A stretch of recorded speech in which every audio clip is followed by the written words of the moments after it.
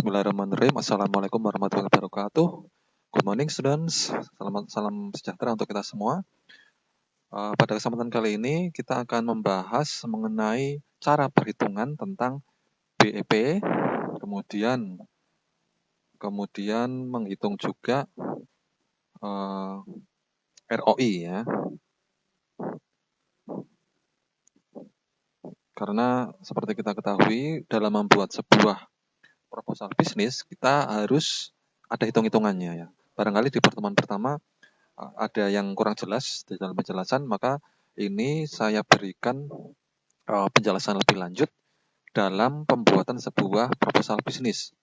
Tentu saja literatur yang kita gunakan adalah dalam bahasa Inggris ya. Ini buku yang kita pakai itu adalah Management Science karangan dari Bernard W. Taylor ya. Jadi ini sebenarnya buku untuk kuliah. Karena untuk buku SMK sepertinya tidak ada ya. Jadi saya ambilkan dari buku kuliah ini ya. Model building break-even analysis ya. Break-even analysis is a modeling technique to determine the number of units to sell or produce that will result in zero profit ya.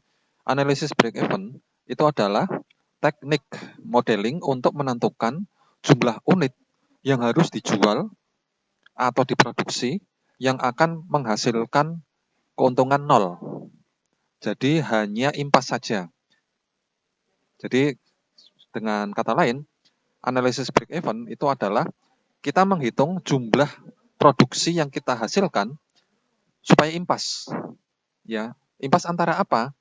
Antara biaya produksi yang kita keluarkan dengan keuntungan yang kita dapatkan itu impas. Ya. In the previous section, we gave a brief general description of how management science models are formulated and solved using a simple algebraic example. Ya.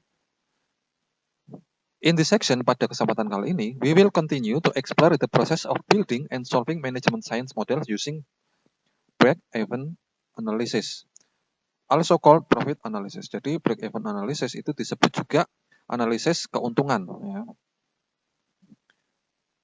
Break-even analysis is a good topic to expand our discussion of model building and solution because it is straightforward, relatively familiar to most people.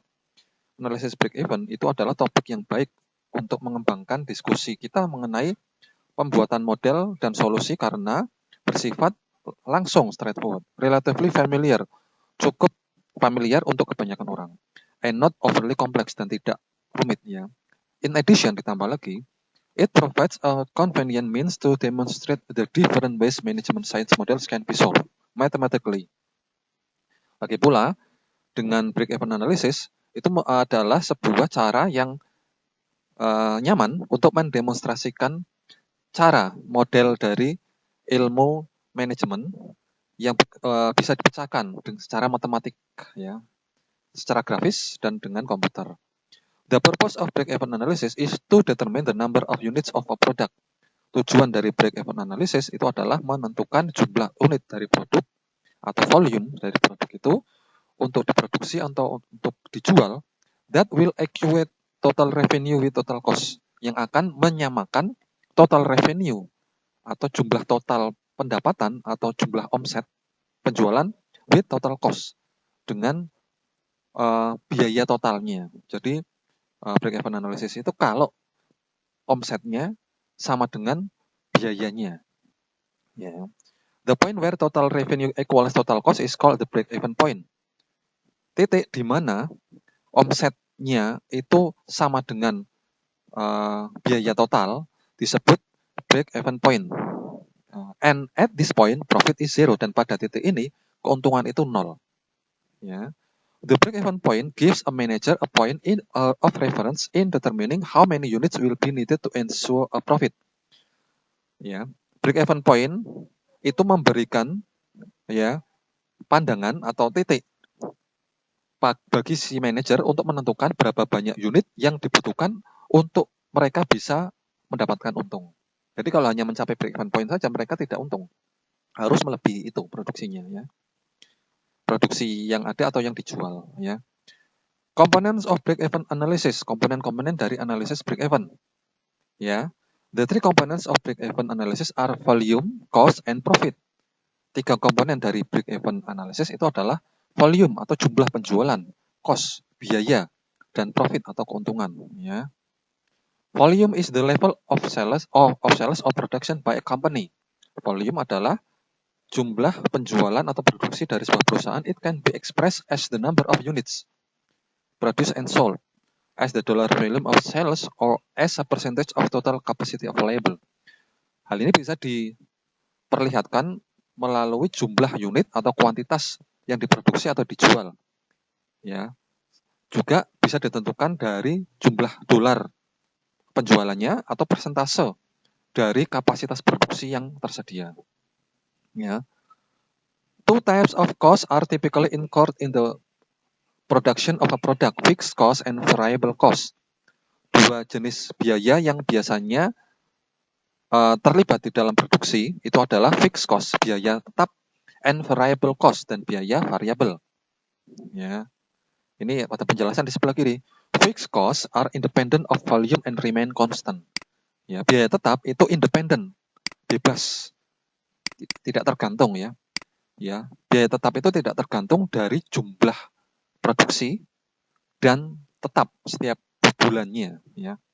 Sedangkan biaya variabel, variable cost, depend on the number of items produced. Biaya variabel itu biaya yang tergantung besar kecilnya dari jumlah barang atau produksi atau jumlah servis atau jasa yang dibuat. Ya. Contohnya ya, contoh fixed cost. Fixed cost can include such items as rent on plant and equipment. Contoh dari biaya tetap itu contohnya adalah biaya sewa lahan atau peralatan, taxes, pajak.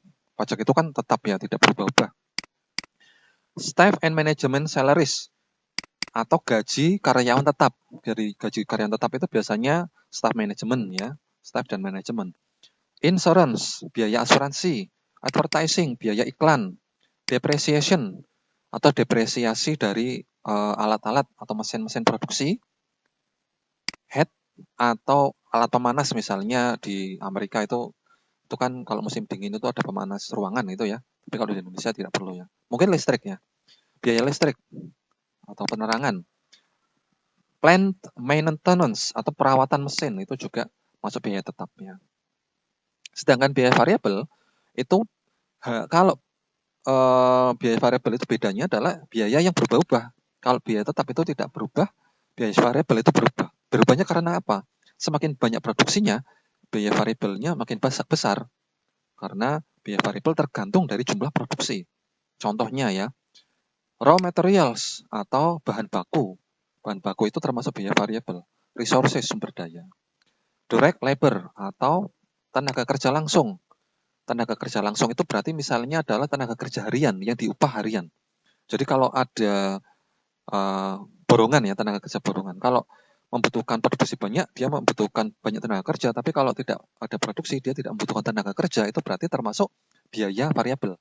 Contohnya kalau petani ya, yang membutuhkan tukang-tukang pemanen yang membantu memanen pertanian, itu berarti termasuk biaya variabel. Karena hanya dibutuhkan ketika panen saja. Seperti itu ya. Packaging, biaya paket atau pengepakan. Semakin banyak produksi kan semakin banyak kardus yang dibutuhkan, pengepakan yang dibutuhkan, itu termasuk biaya variabel. Material handling atau handling itu berarti penanganan ya, penanganan barang. Penanganan barang misalnya apa? Misalnya kalau barangnya banyak, penanganan barangnya juga harus lebih banyak. Misalnya membutuhkan borongan yang lebih banyak lagi untuk mengepak barang tersebut misalnya ya. Freight atau pengiriman, biaya pengiriman. Semakin banyak barang yang diproduksi, itu kan berarti biaya pengirimannya semakin besar ya. Biaya pengiriman bisa saja pengiriman lewat darat atau pengiriman lewat jasa pengiriman ya. Ini rumusnya ya. Total variable cost sama dengan VCV. Variable cost ya. V itu variable cost ya. CV itu adalah variable cost per unit. jumlah biaya variabel per unit produksi. Dan V adalah volume atau jumlah unit yang dijual. Total cost, total biaya itu di rumusnya adalah total fixed cost ditambah total variable cost, ya, atau disingkat TC sama dengan CF plus VCV. Total cost sama dengan ya cost yang fix, F itu fix ini ya, fix biaya tetap, dan biaya dan biaya variabel dikalikan jumlah produksi, ya. Sebagai contoh ya, misalnya di sini mana ini? Oke, ada sebuah perusahaan namanya Western Clothing Company yang memproduksi celana jeans, ya. Biaya tetapnya itu adalah $10.000 per bulan, ya.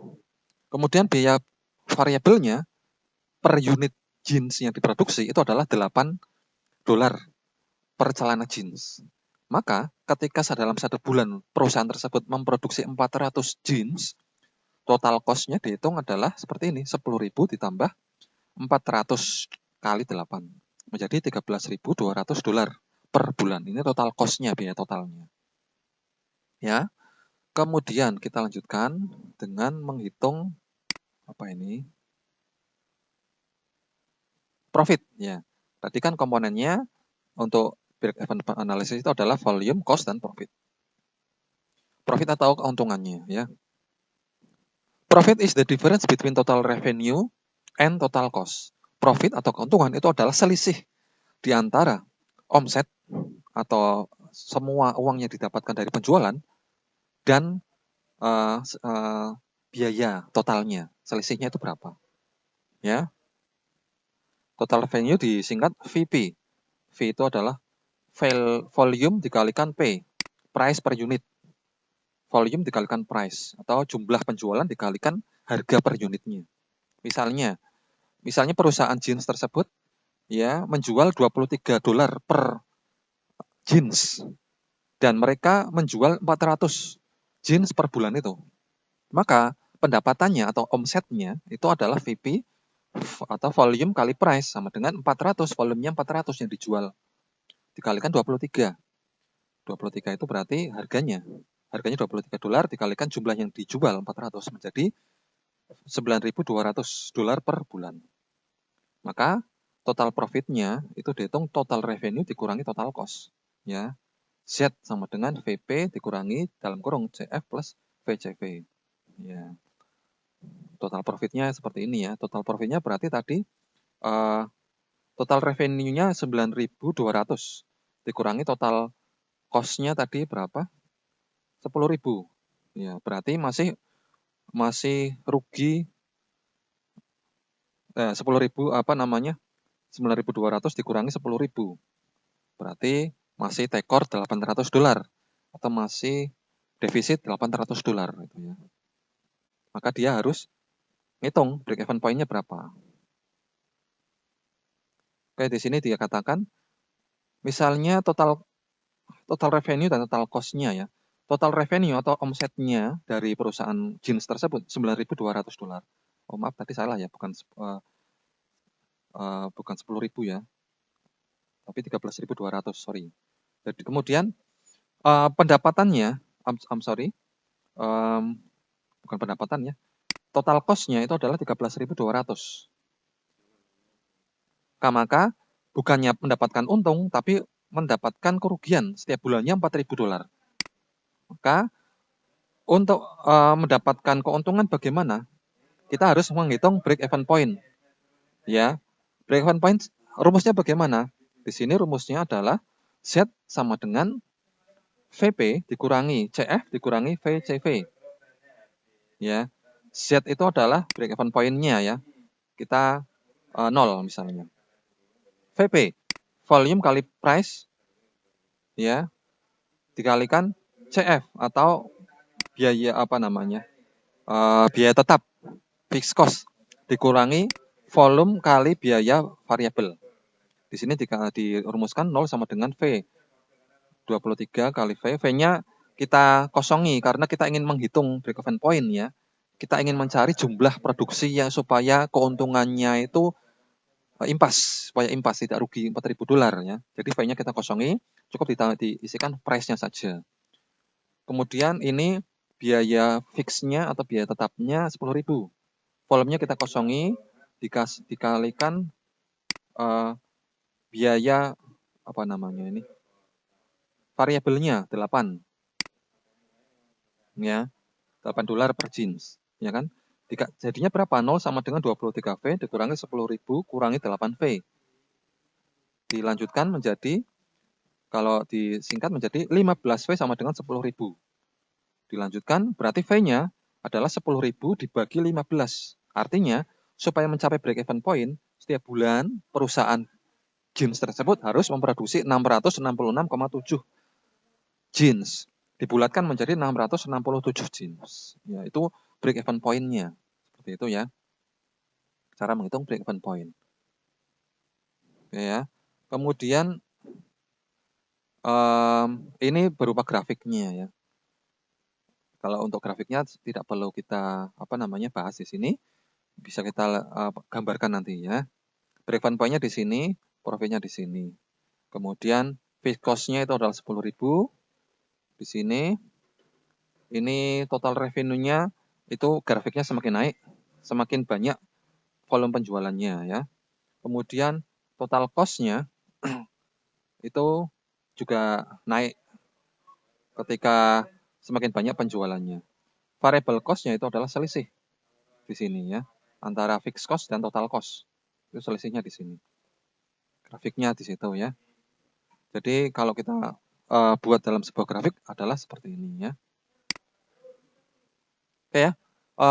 Sampai di sini dulu untuk penghitungan break-even point ya. Silakan Anda kerjakan latihan di dalam buku, bukan buku ya, di dalam Google Form untuk membahas mengenai break-even point.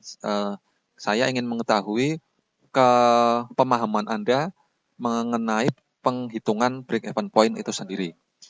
Tapi di Google Form tidak hanya break-even point, kita juga akan melihat rumus lain, yaitu untuk misalnya payback period atau lama kembali modal, misalnya seperti itu ya. Baik, sampai di sini dulu. Semoga penjelasan saya cukup membantu dalam pemahaman Anda. Terima kasih atas perhatiannya. Wassalamualaikum warahmatullahi wabarakatuh.